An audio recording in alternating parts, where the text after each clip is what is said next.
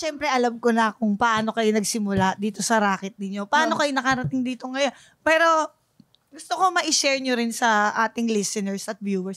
Paano nagsimula yung racket ninyo together? Na live selling. Bago pa yan, no? Di ba meron pa? Bago pa yan, naging fitness instructor ako ga.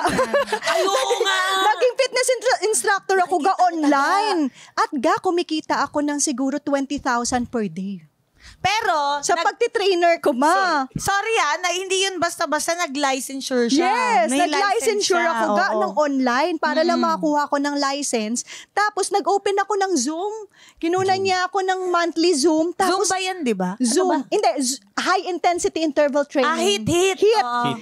Tapos ga, through Zoom, lahat ng student ko ga pumapasok sa Zoom. Siya naman yung nag-aayos ng TV. Habang nag-workout ako, naka-TV ga, ganon. Siya naman talaga yung nag-aayos nun. Hanggang sa, yun na yung natumba yung bag. At sinabi niya sa akin, Anong "Ma, natumba yung bag? may lagayan ako ga ng bag. Tapos namin dinner na gano'n, natumba lahat. Sabi niya, "Ma, ba't hindi mo ibenta lahat ng yan?" Gusto mo ibenta ko. Tinayo ko yung cellphone ko ga, nag-live selling ako on the spot. Walang anything, walang Wala kaming background, alam, wala kami paano live selling, walang paano mic. i-delivery. Actually, kala namin joke nga lang eh. Kinabukasan, ang dami naging Ang message. dami Yung ng order ko. Sabi ko, teka lang, saan natin papadala yung pera Tapos nito? ang dami kang perang pumapasok ka.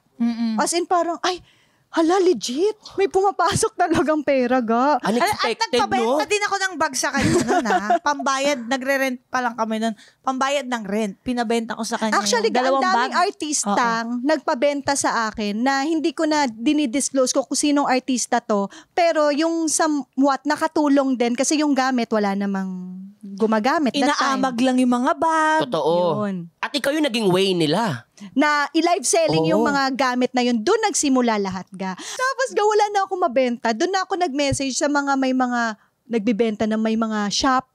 Sabi ko, "Ma'am, gusto nyo ba, ma'am, ako magbenta live?" Tsaka dumating sa point na sila yung lumalapit din. Parang sarado na yung shop namin, isasarado namin, Humingi pwede bang sila kayo ng tulong. magbenta? Ganyan. Ang galing. Kaya ga, doon ako nagkaroon ng first COVID. Dahil sa dami ng gamit na pumapasok sa bahay. Oh, As in hirap ga, nun. nagtitingkayad na ako ga sa dami kong ibibenta. Ganon kagrabe. So ngayon, ang problema ko lang, ibibenta ko lang yan. Isipin mo ga kung gaano ka bilis na may ibibenta ka Ang gagawin mo lang, magdadaldal ka lang, Boboses ibibenta ka lang, mo lang. Tapos siya ga, naggigising ng madaling araw para siya Uy, ang magpa-ship. hirap dun, no? Tol, For Oo, kasi for that time, hirap mano-mano yun. Dati, matrabaho. online selling that time, nag-uunahan kayo 4 a.m., 3 a.m., nandun na kayo sa pila. Kasi kapag nauli ka lang, kunyari, haba na nun. Haba niyan. So, ang ginagawa namin, pagkatapos niya mag-live selling, check kami sa umaga, kinabukasan, pagbibenta, ay bibigyan na namin yung shipment namin. Pila talaga na maaga.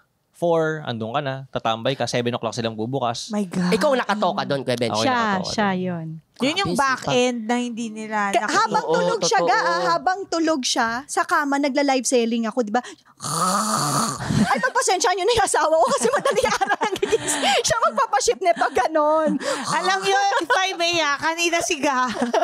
Sabi ko, Ga, punta ka na dito para dito ka na magpa-makeup. Ay, hindi Ga, magla-live selling ako ba nagpa-makeup?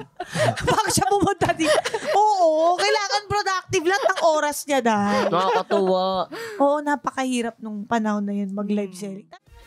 Matawa mo saya.